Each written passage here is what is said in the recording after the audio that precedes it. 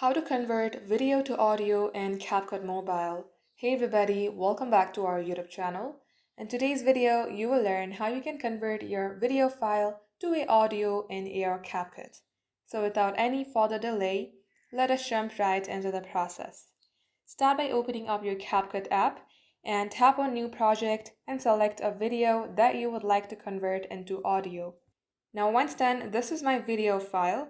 In order to convert this video file into an audio, select the video on the screen, swipe into your left. You will see an option of extract audio. Tap onto it. And just like so, now you have the video file as well as the audio. So that wraps up today's tutorial. Thank you for watching the video till the very end. In case it had helped you in any ways, then do like and subscribe. We will get back to you soon with more tutorials like this. In the meantime, stay updated.